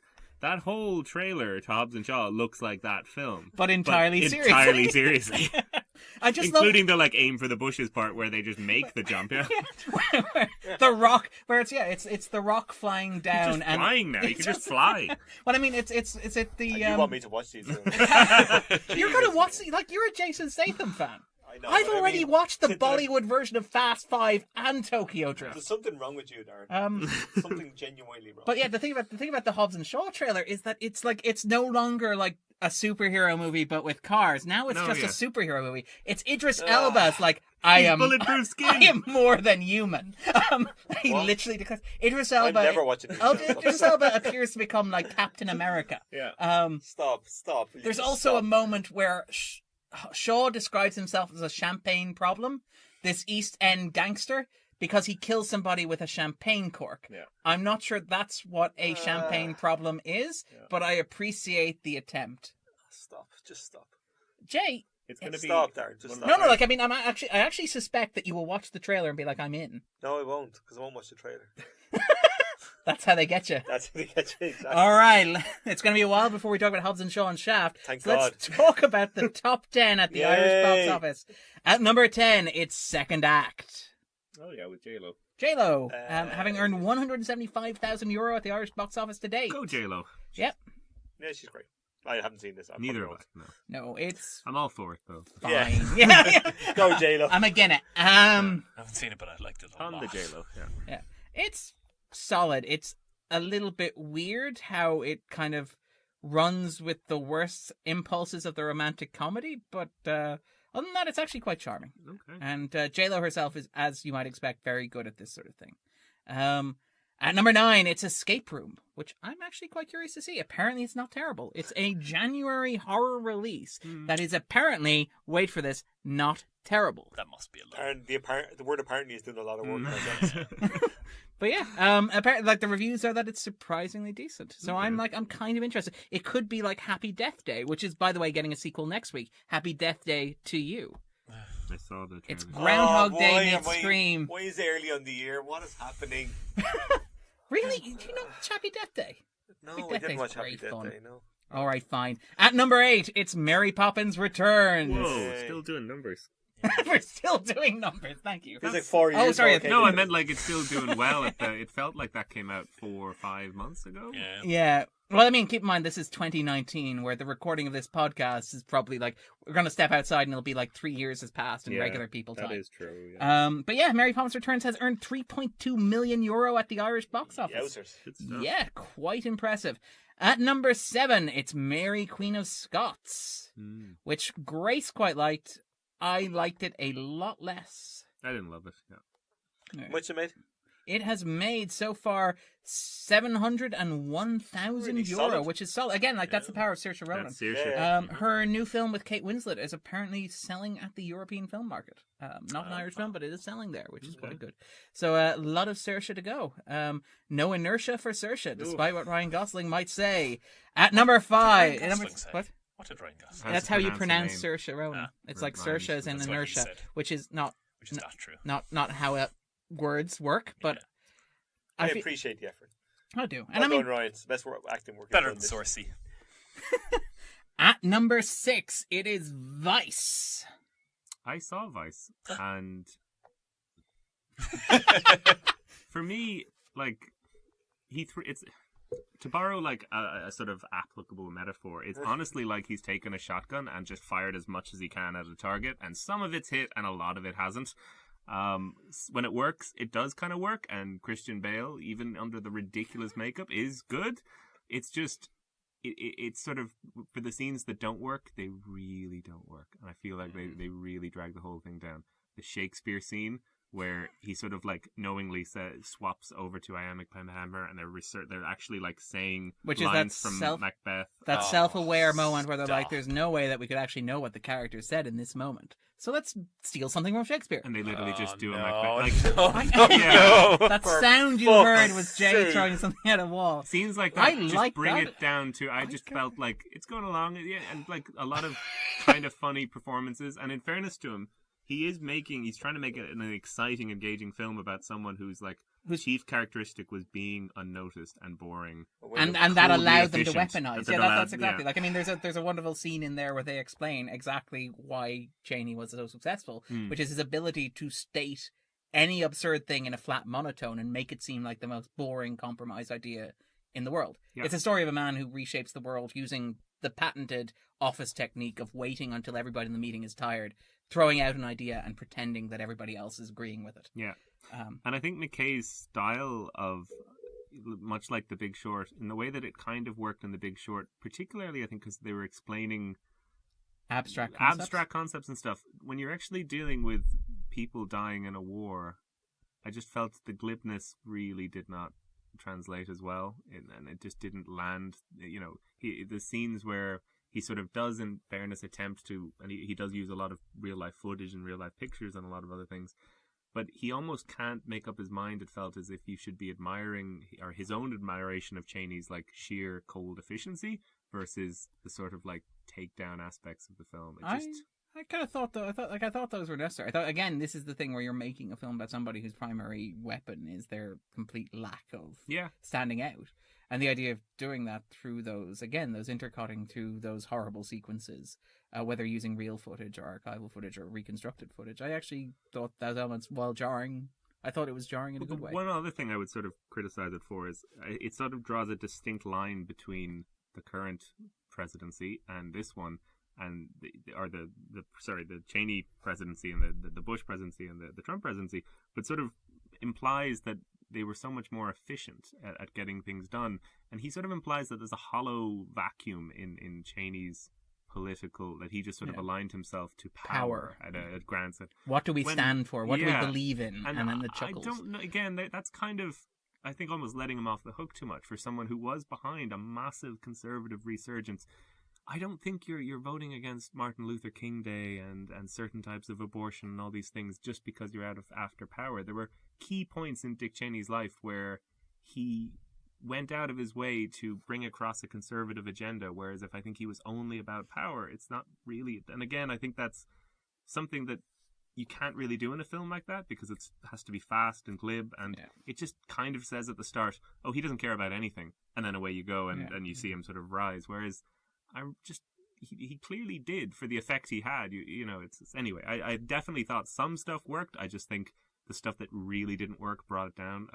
The Macbeth speech, the final sort of House of Cards turn to the camera. Oof, yeah. So yeah, I'm so out. Ronan will be doing his bit for ticket sales Just in when he Ireland told you he next was in, week. he pulled me back out. At number 5, it's Glass. Not quite I still shattering have any to see records, this. but I do have to everybody see this. around It's me, just I haven't gone yet. Darren. I I said last week I'd call you on it this week. And only I have promised so you. much time. Yeah, you better see it by next week. That's all. At number Mister. 4, The Mule.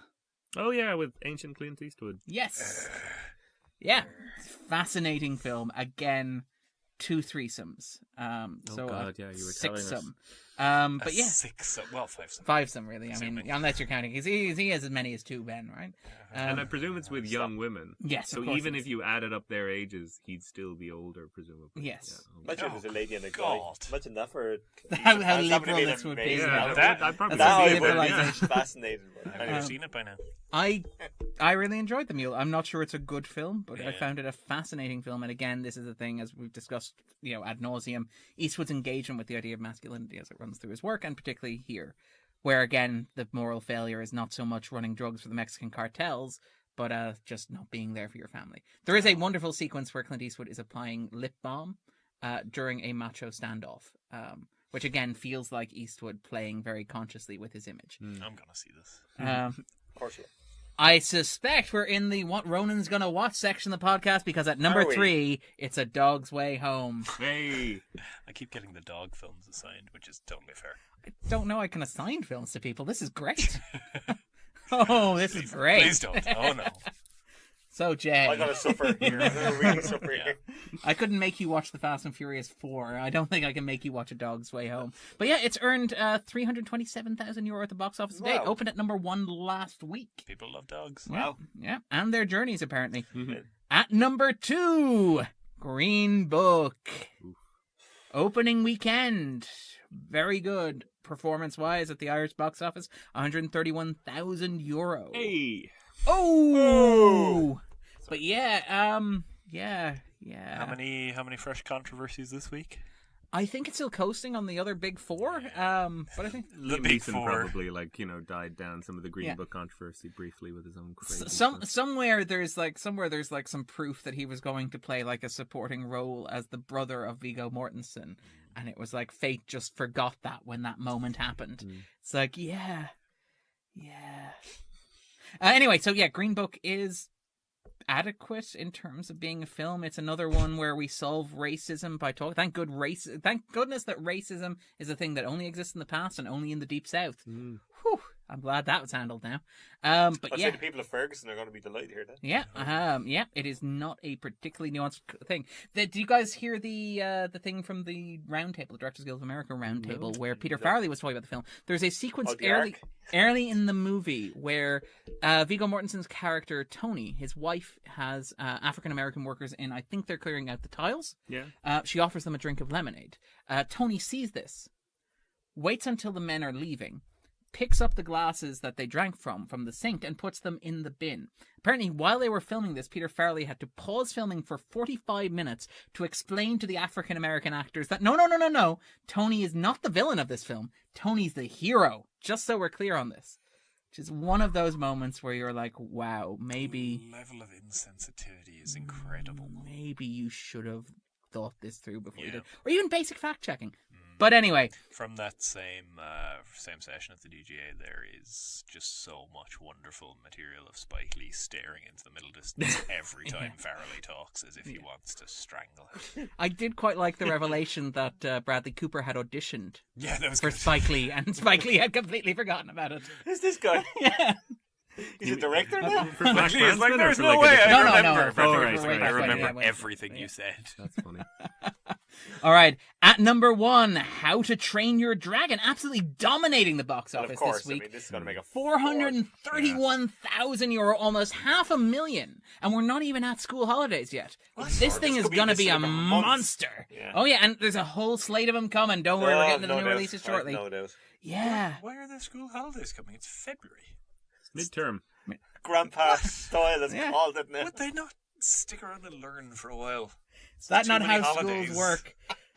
Right, that provides a nice segue to talk about the week in new releases. Opening this week is the Lego Movie 2, the second part. Is everything still awesome? I'm hearing good Everything, things. I quite like this. I'll go It's- see this, yeah. it's- I You've love seen the it? first I one. have seen it. It's not as good as the first film, obviously, Ah, but that's a few fine. things are, and particularly because it's dealing with the issue of the first film having a big central twist, Yes. which the second film cannot, like, it can't do that again, and it can't pretend that didn't happen. Yeah. So it essentially has to play poker where its trump card is already showing. And that creates an interesting dynamic. It means that it's not as innovative or original as a sequel tends to be, but it does get to, in the parlance of Lego, build upon what came before. And what's particularly interesting about it, is that it actually has made a point to learn from some of the issues that existed with the original Lego film. I'm thinking in particular of what's described as Trinity Syndrome, which was particularly egregious in the Lego movie. The idea of the female protagonist, the female supporting character, who is effortlessly more efficient, more capable, and more Still gets to competent do than the that. male lead, Yeah. but who is delegated to a secondary position. Ant-Man is one example of that. And again, the sequel to Ant-Man, Ant-Man the Wasp, made a conscious effort to bump up Evangeline Lilly's sort of role there. And Lego Movie 2 is consciously aware of that. It's all of its major new characters are female. We're talking about Tiffany Haddish as Queen Whatever I Want to Be, which is great. She gets one of the great songs in recent cinema, which is the Not Evil, which includes the line, "I'm Queen Whatever I Want to Be.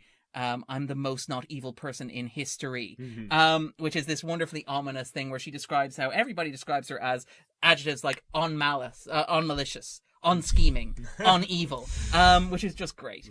But the primary arc of the film is about a relationship between a brother and sister. And it's about a brother who is entering his precious teen years, as demonstrated by his interest in darker and edgier stuff, Apocalypseburg, The Destruction, and particularly the character of Rex Dangervest, who is also played by Chris Pratt. He's played by Chris Pratt, but he is a velociraptor training archaeologist, furniture enthusiast, who uncovered chiseled features previously hidden by baby fat. Mm-hmm. It's very much a commentary on how Chris Pratt's persona has evolved since the original Lego movie, but it's also very much about masculinity. The archaeologist thing, because there's talk of him getting Indiana Jones and stuff like that. There's a whole host of sort of like in-jokes like that, but the whole thing is that it's about a kid who was on the cusp of becoming a teenager, a boy who was on the cusp of becoming a teenager in the last film, becomes a teenager, and so everything becomes darker and edgier and grittier as a result. An exploration of that in terms of pop culture, and it does a number of interesting things. It perhaps tries to do a little bit too much, but it's really ambitious, it's really funny, and it's very clever. And being honest, any moment where Batman declares, "I'm a bachelor," will have me on board from the very beginning. Is this Lord and Miller again? This is Lord and Miller wrote it, but it is directed by the guy who did Trolls, which is not a particularly brilliant film, but is much better than it should have been. Okay. In terms of other releases, High Flying Bird is on Netflix tomorrow. New Steven Soderbergh.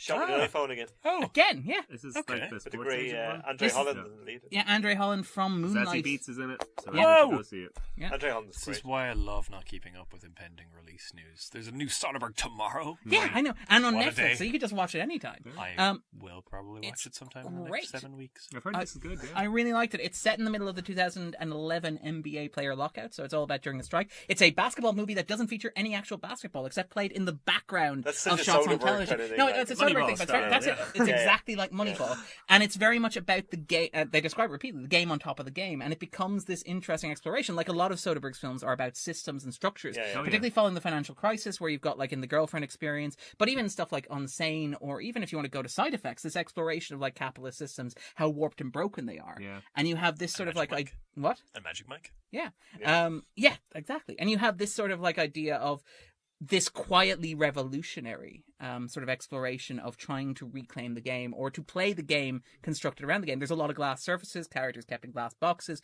office fronts, windows and stuff like that. A fantastic cast, you might imagine. It does suffer a little bit because that typical Soderbergh problem, the irony of a director who's so obsessed with systems that he eschews them in terms of his writing. It's unfocused. It's got a whole host of plots that don't really need to be there. He didn't shoot it on an iPhone again, did he? He did, yeah. Okay, And in fact, one of the key plot points involves a character shooting something on an iPhone, and that being real, man. That being real. But yes, but I mean, it's in terms of plotting, it's very unfocused. There's a romantic subplot involving two side characters that really doesn't need to be there, except to hammer you over the head with, well, I guess there are people inside these systems. Huh. Who would have thought that? And a tragic backstory that feels very reductive, but it's absolutely fascinating. It is a movie that has cameos throughout from real life NBA players talking about the game and their experiences, but it's primary, like it's big, like, you know, you can tell watching it that like it was the moment where it's like, we got him, cameo. They're like everybody running around the office, Soderbergh throwing a party, popping that champagne cork cameo, is the guy who wrote Revolt of the Black Athlete, his appearance in the film. It's astounding, and I really, really liked it. So yeah, that's very much looking forward to that. Yeah, I'll watch it. and you can watch it anywhere, anytime, because it is on Netflix. Maybe I shall. Cool. All right then. In terms of other releases, If Beale Street Could Talk is hitting Irish cinemas. I forgot that was this week. I saw it like months ago. We all three of us saw that, I believe. I have not You seen haven't- it yet. No. Yeah, we saw it. Barry in Jenkins' follow-up to preview Moonlight. in December, I'm thinking. Yes. I really can't remember. I should know these. It Some wasn't time ago. appealing to you? Oh, What? Oh. I'm really looking forward to checking this out again, because first time, not to say that I didn't like it, but I wasn't as sort of passionately consumed with it as I hoped to be, sort of, especially with some of the raves kind of emanating from the US and how much I loved Moonlight. I wanted to adore this, And I are you didn't. a Baldwin fan as well? I'm a huge Baldwin fan. That's one of the few Baldwin novels I haven't managed to read yet. It felt, and it's difficult to say that having not read the novel, but it felt particularly observant of the novel in a way that didn't help it cinematically. It felt like it was, trying to convert too much Baldwin to the page, to the point where, there's an opening scroll that has something along the lines of "For Jimmy." It feels absolutely slavishly observant to Baldwin, as you should be. He was a great writer, but it it feels doesn't add like up it's to a great it's film. weighing it down in a certain way. Yeah, I think there's a point in, I think, towards the third act that you feel is very much, and you can imagine how it works in the novel, but cinematically it pulls you out of a particular. Well, I mean, it's full of tangents, diversions, extended scenes. Like, I mean, you talk about like that, the idea of lifting whole chunks from it. The film, to me, felt very bitty. It's more like a series of vignettes than a cohesive narrative of itself. And again, when I think back and I think of particular scenes that popped, I'm thinking of the scenes of the families coming together, not to get too spoilery. Yeah. Or even like It's that terrific. sequence, I think the one you're talking about in the third act, or at least the bridge between the second and third act, where a character goes away somewhere Yes, and is that's the separate scene. from everything The else. scene that's is happening for a fine. while. It just doesn't have It doesn't anything work to in it. the It doesn't- narrative. no, It it doesn't doesn't, work as like, it works very well as like almost a short film. Yeah, it does. Yeah, it's Really fine. fragments the Yeah. film completely. There's a great scene with the guy from Atlanta. Dave Franco. Atlanta. Can't think of his name. Oh, Brian Tyree Henry, Yeah, yes, that's who it. is great That- in there's absolutely that one everything. sequence in Brian That's where he's fantastic. Yeah. a friend of Bonnie's, and that scene is sensational. Tyree Henry having a phenomenal He's having a great year. year. Yeah, he pops up in a few Everything things. except like the worst film that he was in was that one where Matthew McConaughey's child becomes a gun dealer.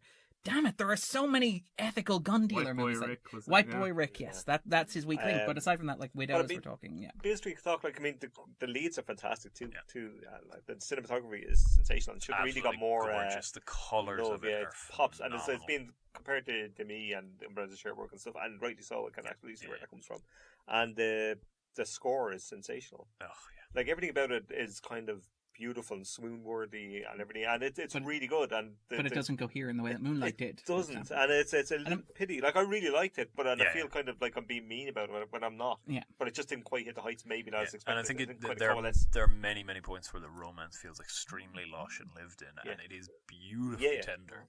And I'm in the exact same boat. I really, really liked it. I just really wish I liked it more. And like, I mean, I'd absolutely recommend going and seeing it. I suspect that it's also, it doesn't hurt that it's, sorry, it doesn't help that it's following Moonlight as well. Like, Moonlight is a fantastic, Yeah. like, That's a breakout great hit film. for. Great film.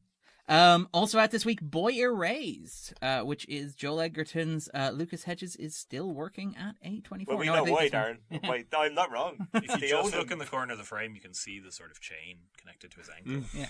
He's a David gun literally to his head. But yeah, Boy Erased is perfectly solid. It's well intentioned. Darren, It's stop. well meaning. It's Stop very saying it. conventional. It's very straightforward. It hits all of the beats that you expect in a story like this. Hedges is very good. Kidman's very good. Egerton is fine in a role that's very clearly written for him to showboat in. Crow is okay. Like, I mean, you know, he's fine. It's very conventional. Again, it's based on a true story, but it feels like a lot of the beats that it hits are incredibly straightforward. You have a lot of characters saying how they're feeling rather than exploring it. That sort of thing. The direction is very matter of fact, which is strange given how much I loved The Gift, actually, as Egerton. Gift is pretty good. I'd say. I'd agree. It's an interesting one because it's another sense of like the distaff boyfriends of Lady Bird, where you have like Lucas Hedges did his sort of like, you have Timothée Chalamet doing Beautiful Boy, and you've Lucas Hedges doing Ben is Back, which is showing now at ADIF or VimDiff. Apologies. Lucas Hedges doing mid-90s as well. Yeah. Lucas Hedges does that as well. But like you have him sort of dueling with Timothée Chalamet, where you have the two movies existing together. And this is a weird one because it's like Beautiful Boy gets into like the capitalist nature of like the industry that exists around drug rehabilitation, how that's basically just a money farm. And Boy Erased devotes a considerable amount of time, and deservedly so, to how things like conversion therapy exist primarily for financial reasons. In that, like, as much as, you know, it's painted as a culture war, as much as it's painted as a religious thing, it very much exists as a way of milking money out of people and taking advantage of them and preying on that sort of primal fear.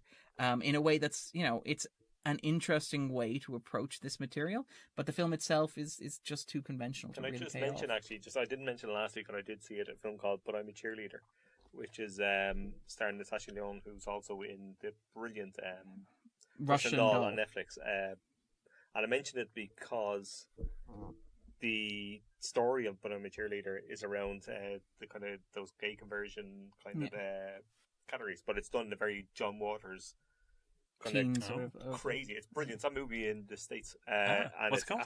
But I'm a Cheerleader. Okay. And when the director of it, she's directed a couple of episodes of Russian Dolls. That's a friend of Lyon's. But it's great. It's heavily stylized John Waters influence. But this is how you do a story like that. This is how you get around the whole preachy convention of the those inherent stories, which is why they don't really work as such, because you've seen it all before in the movie. And it's very clear where, exactly. I mean, it's very clear where you are and where it is and where it's going to end, because where it ends is pretty much where it starts.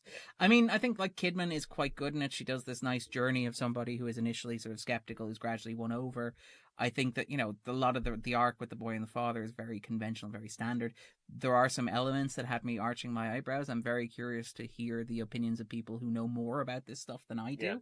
Yeah. Because I raised an eyebrow at some of the choices that were made. I understand it's based on a biographical story, but I was like, really? That's maybe not the best way to do that. But yeah, so it's fine.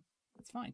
Which is a ringing endorsement. It's true. It's also out at the IFI. I believe Kenneth Branagh playing Ben Kingsley as William Shakespeare. It's remarkable. I did like the trailer. It's like, oh yeah, wait a minute. I was at the cinema and there was a poster up for it, and I was like, it's good to see Ben. Wait a second.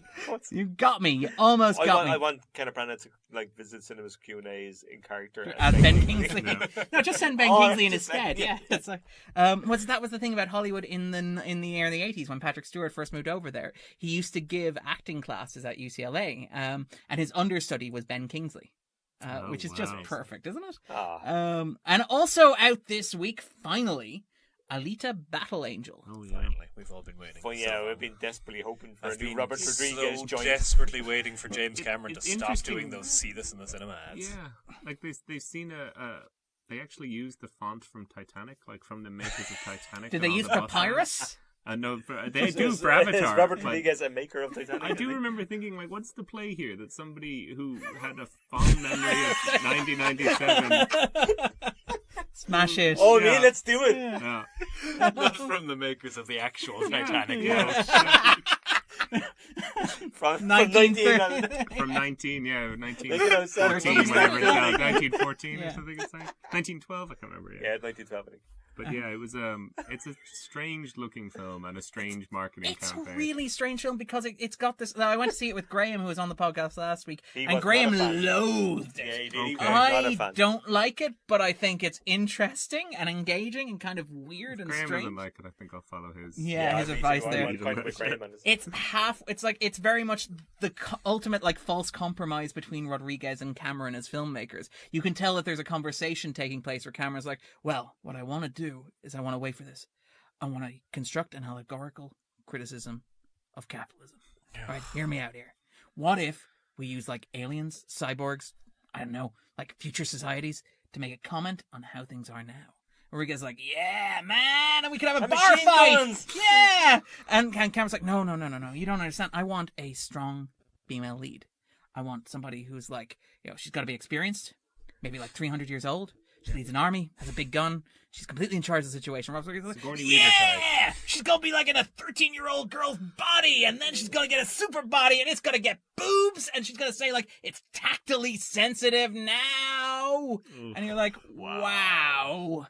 And you have this sort of, disconnect between the two extremes. The film doubles back. It's 2 hours and 20 minutes long, and she takes up rollerball twice. 2 hours and 20 minutes 2 hours and 20 minutes long, and she takes up a deadly futuristic sport not once but twice. And I don't mean dabbles in it. She takes it up professionally, then quits, then does something else, then goes, "Oh, by the way, I should totally do that." About the sport. Yeah, it's really weird. And it's got this sort of back and forth between them where there's this really odd disengagement with you can tell that Rodriguez is all in it for the bar fights, and Cameron's like, no. You gotta have a guy with bleached hair who's staring down and talking about how corrupt the system is, while the rich people live above. And Rodriguez like, yeah, but what about robo-dogs? And it's very... You know what we were saying about Zodiac earlier, about when needing to scratch a particular itch or needing to see the end product of something.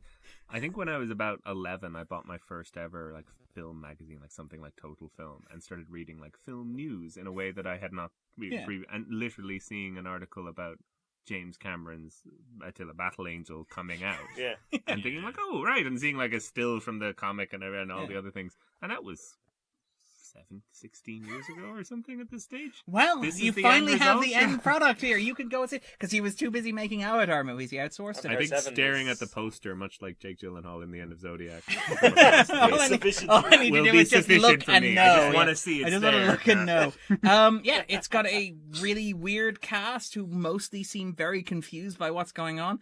Mahershala Ali is very good in it, as one might expect, playing the weird, not quite, but I guess he'll do for now, villain, who's like basically spends most of his time as a villain impersonating an actor whose role is a top secret cameo at the end of the film. It's quite literally the closing shot of the film is, it's that guy. And to be fair to Ali, right, given the situation that he's in, it's a great performance because when you see, it's that guy, you're like, wow, that is a good impression.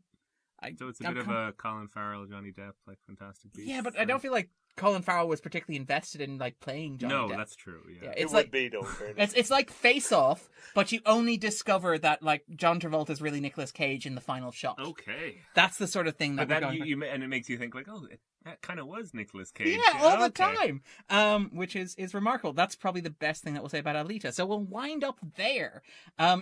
If people are looking for a bit more Alex, a bit more Jay, a bit more Ronan in their lives, where can they find you guys online? I do a podcast called When Our Shadows Are Watching, and we're about to do The General by John Borman. So that's what we're doing. No Ordinary Decent Criminal, no? Well, we were thinking doing of a doing one-tour? back to back, but Yeah. I don't know if I want to watch Ordinary Decent No, you Criminal don't. again. Oh, yeah. You don't. Kevin Maybe- Spacey, Yeah. baby. Yeah. He turns the camera in that as well, if Does I he? remember, doesn't Oh, he? God. Doesn't he talk Maybe to the we'll camera? have to watch it then. Doesn't he Oh, talk to the no. camera? Does he? You should watch it. I know Colin Farrell plays his like sidekick. Well, he in pops that, up in yeah. both of them. He's Yeah. he's Yeah, sort of he's- like the in those sort He's of the weird guy in dueling. both, Yeah, He's the Right. Michael Keaton, like in Out of Sight, and Jackie Brown in Yeah. both of those. Yeah. Wow. At Jay Coyle on Twitter. Twitter, Letterboxd, at Baron Ronan. You can follow me online, Darren_Mooney. I also host another podcast, The 250, where this week for Valentine's Day, myself and my co-host are doing Two Guys Die Alone, which is our annual Valentine's Day episode in which we discuss a romantic movie and life, love, and happiness. This year we are discussing Before Sunrise. Hey. What? That is Yeah. romantic. Yeah. It's fantastic. All right, take it easy, guys. We'll be back next week. Thank you. Bye. Bye. Bye.